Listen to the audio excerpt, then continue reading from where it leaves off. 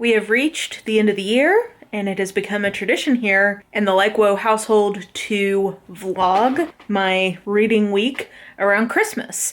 And since my boss just told me Merry Christmas, even though I don't think we're actually technically done with work, if you work in corporate America, once everyone's out, it's virtually impossible to do anything. So I feel like I'm officially on an easy street, so we're going to start vlogging. And things on the docket include reading, include some puzzling, include a lot of baking and cooking. I'm going to make some boeuf bourguignon for for Christmas Eve, and some cookies, and we're going to hang. So let's find out what I end up being in the mood to read and enjoy this relaxing week of Christmas. We have an Arctic blast about to roll in, so we're going to get at least a little bit of snow, I think. I'm not sure if it'll last till Christmas, but fingers crossed.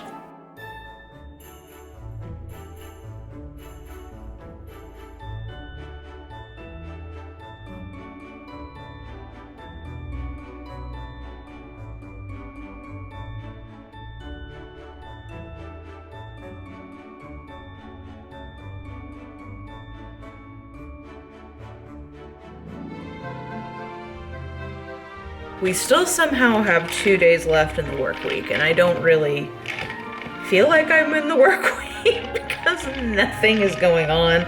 I literally have one email I need to send today, and knowing me, I will procrastinate it. But I did make myself some Zip Fizz, and I did finish reading The Christmas Murder Game last night by Alexandra Benedict. Whew, it was mid, guys. It was very mid.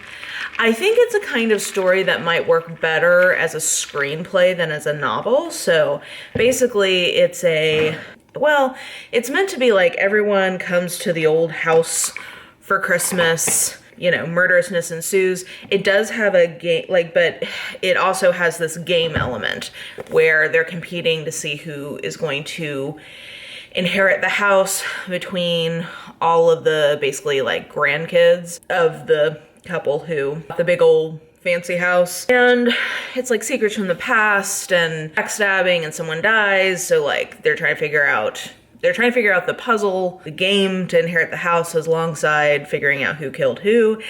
And it's a lot of cool ideas, but I just think that it's not very well executed. It's very flat. So I don't know. I feel bad because there's some fun stuff in here. The ideas in here I think are good. I just don't think they're executed all that well. And the other thing is that there is kind of a game within a game.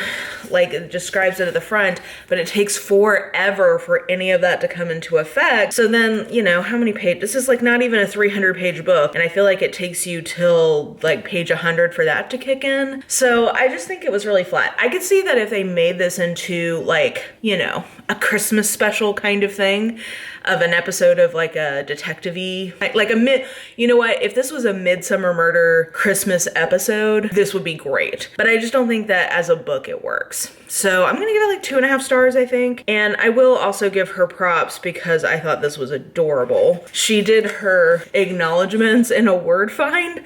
So she has the people she wanted to thank, and then she put it in a word jumble. I thought that was super cute. So, good attempt, but very blah is kind of where I fall there. So I think I'm gonna take a break and read something a little palate cleansy after this to then be able, because I really want to read the Twyford Code.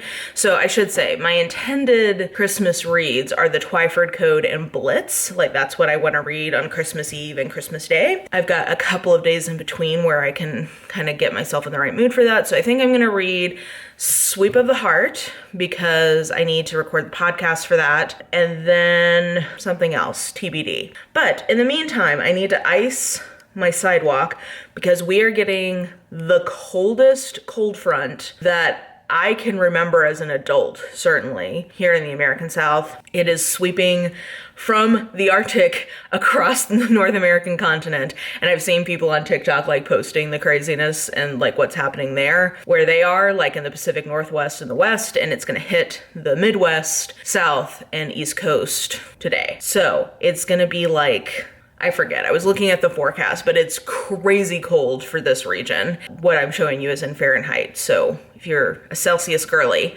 convert that even lower. And it's gonna be raining before that comes in, so of course that's gonna ice. So I'll let you say I need to ice my sidewalk. I may go try to buy some espresso because I don't think I'll be able to leave for a few days, and I like the idea of making myself some espresso. I guess I'm just gonna chill, hang, read, etc. because not a lot is happening at work. So anyway, let's get this cold day started. Family are playing a game to win the inheritance of the house that they're playing the game in. Here's the thing, right? There's a multitude of reasons. I was just bored. I was not interested at all. I read about 100 pages, which I feel like, you know, a third of a book, 100 pages, I always feel like is a good enough go. You can't blame me.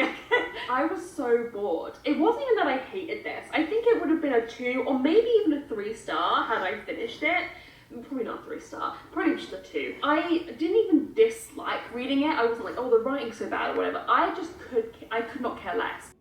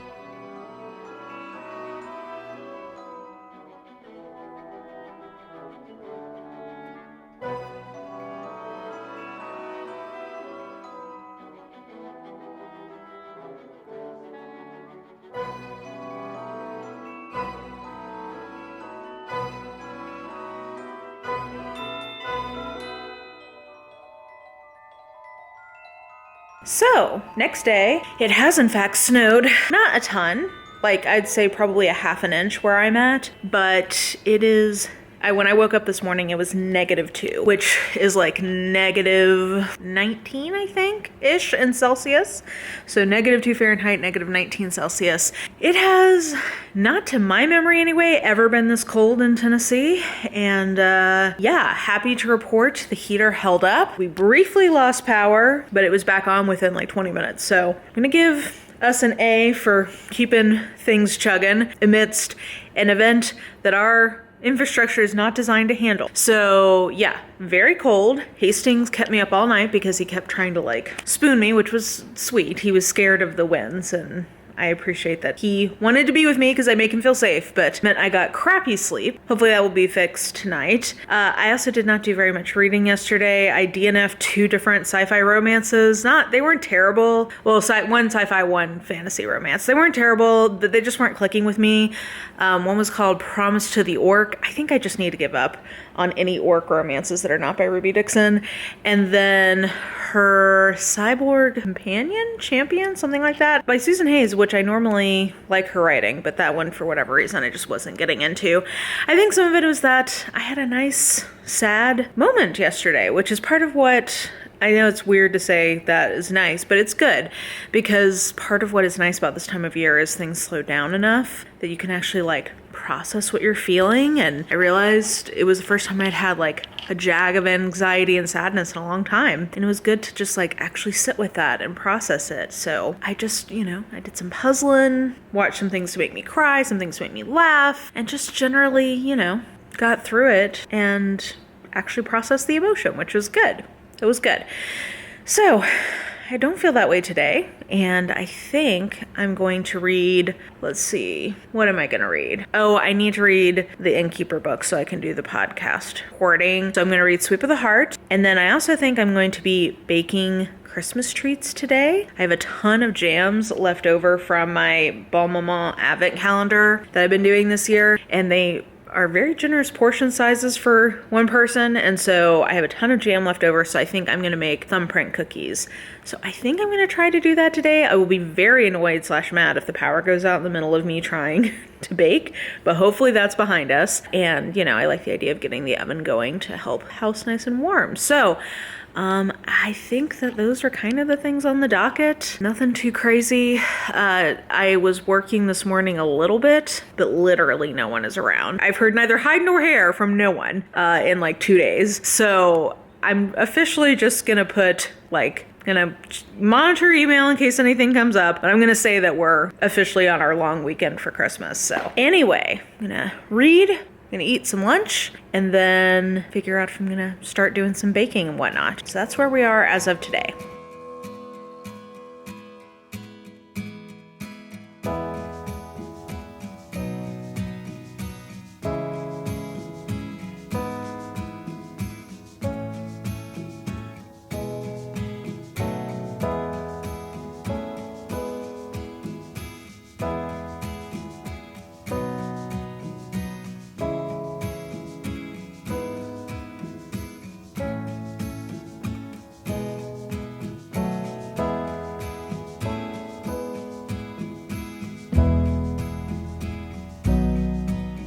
Okay, so I finished. I don't know what to think about it, man. This is why I need it.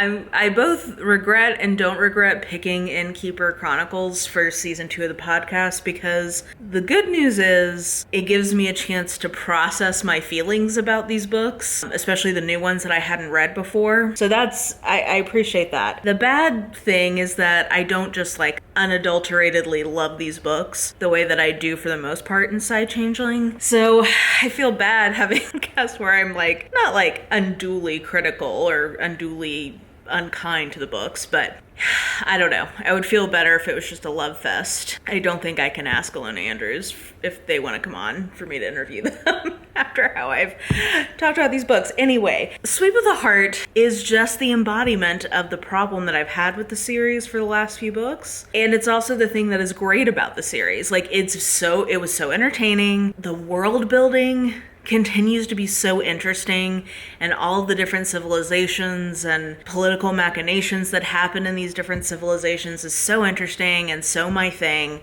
It still has somewhat of the coziness that I enjoy. I mean, there's even literally a recipe at the end of this, like a cozy mystery would have. So, I mean, it has some coziness, and we did finally get some forward progression in the macro plot, which I had very much hope for. But it's just so unruly. It's just so meandering, and it has this sort of framing story that's more in the macro plot that basically gets almost completely abandoned for most of the story until the very, very end. And then the very, very end is absolutely explosive and amazing. So that was great. And I liked the middle story, but I just don't know if it works as a series. That's kind of where I keep going back to, because part of what I love about Alona Andrews is that most of their series are so well paced, and this one just keeps having problems. So I don't know.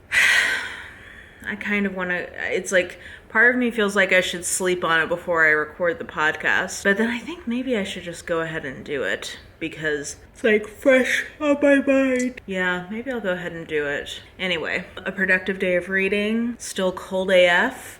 I thought they were going to have to do rolling blackouts. They had announced that they were going to have to do, TVA, Tennessee Valley Authority, was starting to implement rolling back blackouts in the entire state of Tennessee to try to conserve and stabilize the grid.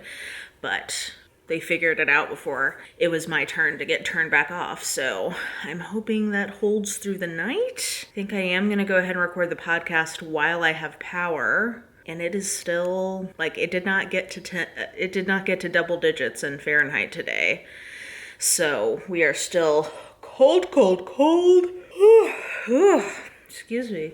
I'm going to sleep well tonight. So yeah, I think I'm going to record the podcast.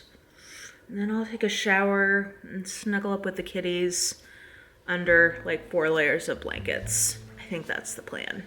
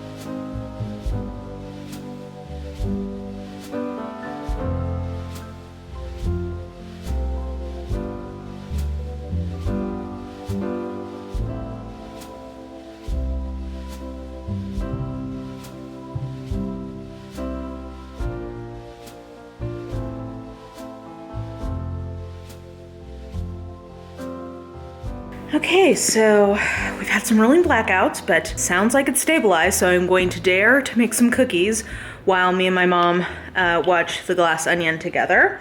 So I'm through like the kind of like, gosh, I guess I need to give you some explanation of the setup for this. So basically this is a bunch of like 200 audio messages transcribed, and it's a combination of recorded phone calls, recorded conversations, and then someone like dictating a diary to themselves. The framing device is that those audio recordings have been sent to someone for analysis because of a murder. So like I just got through all of the audio messages. It's basically this guy named Steve who, when he was a kid, like he just got out of prison. He's probably like late middle age, it sounds like. And when he was a kid, his teacher, Miss Isles, went missing when they were on like an illicit class field trip to try to find something out about this author, Edith Twyford, and like it's kind of a conspiracy from there. So far, I don't like this as much as The Appeal, but I am still enjoying it, and I like this sort of unconventional framing. I think I'm not having as much fun in this one because it's like it's harder for me to follow in some ways because it's a rough transcription and it's transcribing accents that I'm not always familiar with, so it just takes a little bit more work for me to read. It's good. There's some directions the story could go that I don't think I would like as much as others, but I'm excited to see like what the reveal is because we got to the end of the messages, so I'm assuming the next part is going to be like, here's what they actually all meant. So anyway, while I'm pretty sure the power is going to stay on, I'm going to make some cookies, going to watch The Glass Onion. I'll check in with you guys later.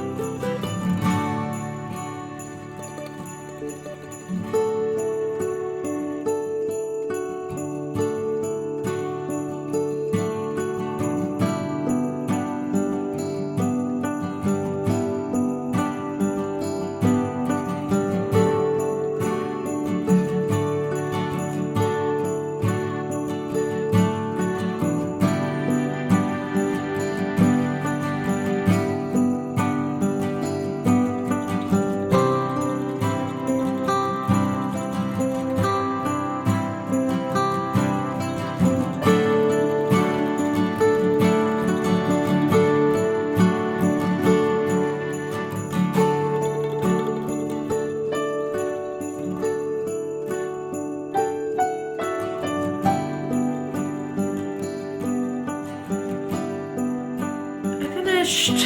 Yay. I'm so tired. Did not sleep well last night either because of the rolling blackouts. Everything kept coming on and off and making beeping noises. It was very annoying. So I'm on 2 nights of bad sleep.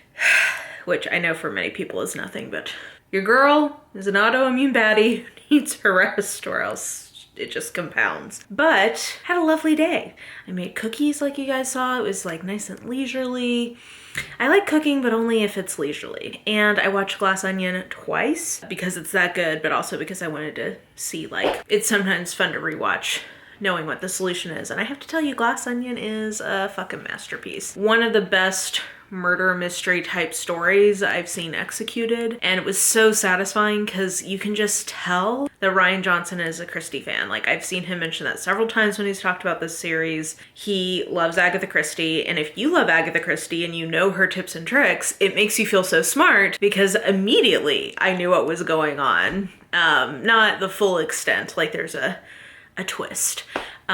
So like I didn't necessarily guess the twist, but in terms of like the ultimate who or whom's done it, I knew. So that was just satisfying. And then seeing how it was executed, and it's like a isolated close circle mystery because they're all stuck on this island together.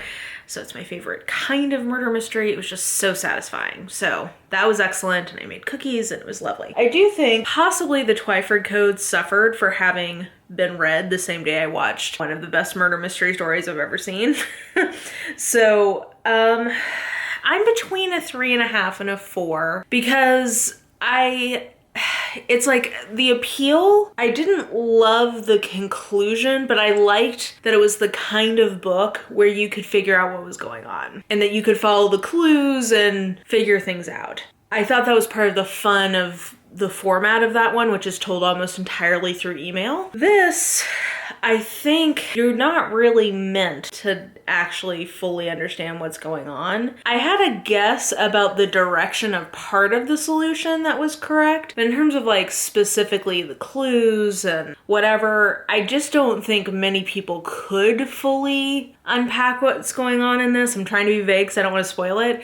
So I think for that reason, it didn't feel fully satisfying to me when it was all revealed, but I thematically really like this, and I think it's very clever, so I'm kind of torn. It's like, I want to give it points for its ambition, and for like going there and earning a hard to pull off ending in a way that I may not have loved, but I think is a pretty good version of what it was trying to do. So, I don't know, I'm between a 3.5 and a 4 on this one, but it is different. If you're looking for something different in murder mystery, it seems like that's kind of Janice Hallett's deal. She's got another one coming out in January that I have on pre-order, so I appreciate just that she's trying new things in murder mystery genre books being released today. Yeah, I think that's kind of how I feel about that. So, tomorrow I'm at least gonna start on Blitz. That's the plan.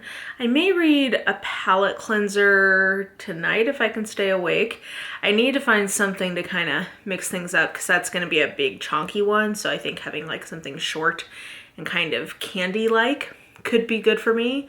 So I may do that. But yeah, happy Christmas Eve, and I'll see you guys on Christmas. Pray that there are no more rolling blackouts tonight because Mama needs a good night of sleep.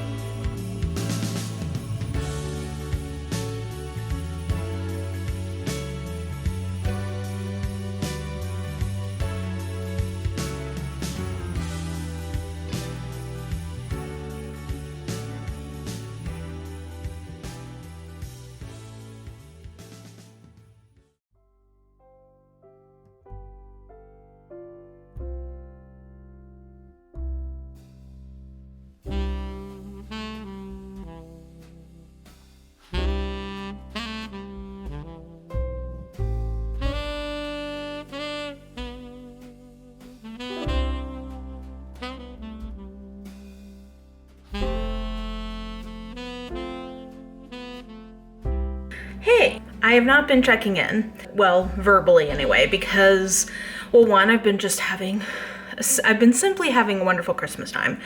I spent a good chunk of Christmas Day cooking.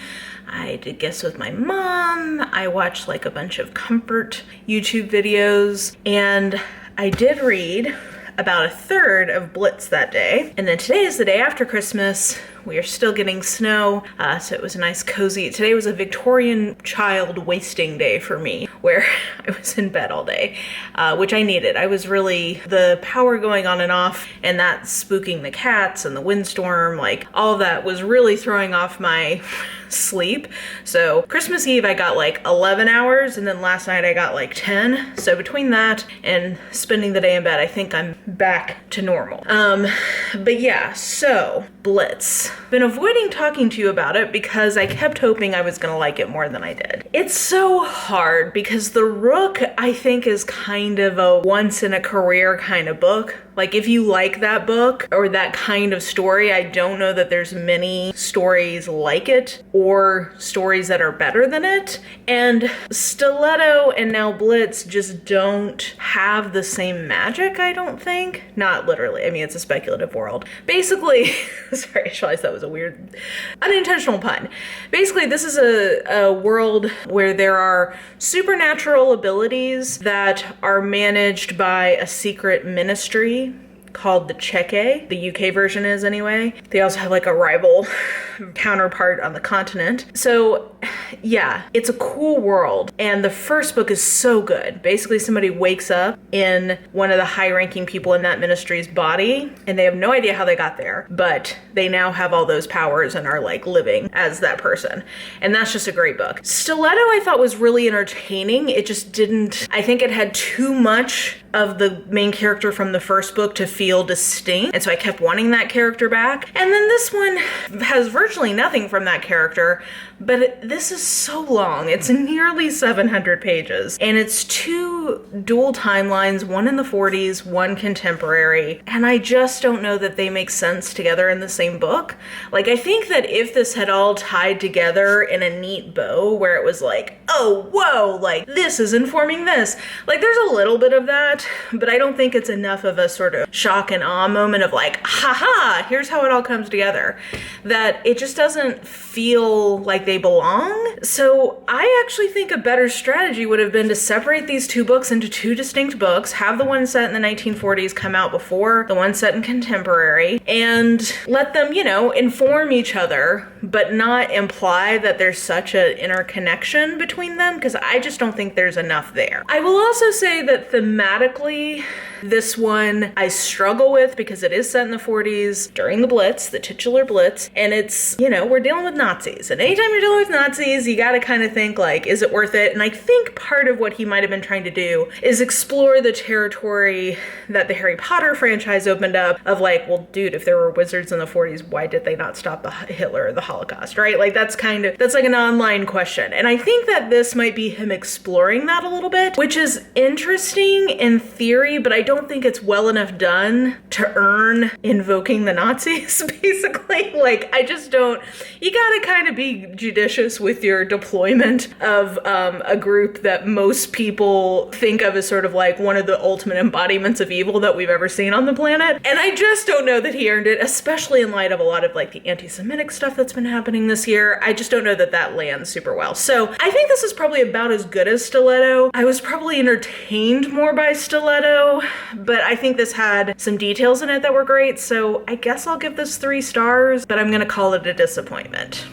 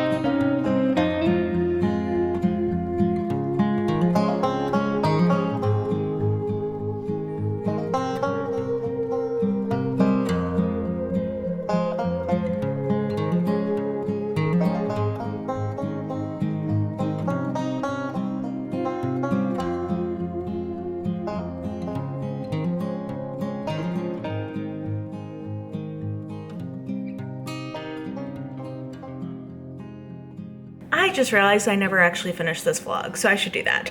The last thing I read that I can tell you guys about was Amari and the Great Game, but I actually can't even really tell you guys about that because after I posted my Goodreads review, I realized that it's another HarperCollins book and they're still on strike. So I'll just tell you that my rating was somewhere between a 3.5 and a 4, and that's all I can really tell you. Sorry about that. If I was gonna pick a book I liked best from this vlog, controversially, funnily, I'm gonna say Senta by Honey Phillips, because it made me cry. Maybe because I was hormonal, like it's, you know, that we're in that part of the cycle. So that could have contributed. But I thought that it was a really lovely holiday novella with a Bigfoot alien. Who knew? So I actually really liked it. I thought that it was a sweet sort of like snowed in together kind of trope. I just really like the way Honey Phillips does sci-fi romance. So if you're looking for a sci-fi romance holiday novella, I would definitely add it to my list of ones I recommend. And I would say it was my favorite of what I read. My least favorite, probably The Christmas Murder Game, but most disappointing was definitely Blitz. So yeah, not my strongest end of the year reading, but say la vie, can't win them all. In terms of what I'm gonna do to finish out the year, I think I've got 2 things that just came in from the library that I think I'm gonna read. So I think I'm gonna read either Bed of Roses or The House of Hades, which is the 4th book in the Heroes of Olympus series. One of those will be my last read of 2022. I haven't figured that out yet. Yeah, I hope you guys enjoyed this cozy kind of snowed in / Christmas vlog. I always really enjoy this time of year. It's weird. I know that I don't know. I feel a little weird that I enjoy being by myself Christmas so much. I learned this from COVID that I think because it's so hard for me to turn my brain off when work is really intense, it's the time of year where everything is quiet. This year we had a snow / weather thing that made it even more so. Things are quiet in the world around me, at work, and it just lets me really decompress and really rest and really like contemplate where I am in life, kind of mull on where I want to go in the next year, and just really have some nice quiet time. And I got that and it was lovely. So I'm a weirdo for that, I guess, but it was great. And I hope you enjoyed hanging out a little bit and doing some reading with me. So let me know how your holiday season is going, how your New Year's is going. Let me know how maybe any traditions that your family does or things that you like to do this time of year. Let me know that in the comments below. And yeah, I think that will do it for this video. So if you enjoyed it, please like, subscribe, follow me on the social medias if you are so inclined. I have all that information listed in the description box below, and I think that will do it. I hope you're having an absolutely lovely day today. Happy 2023, and I will just talk to you soon. Bye!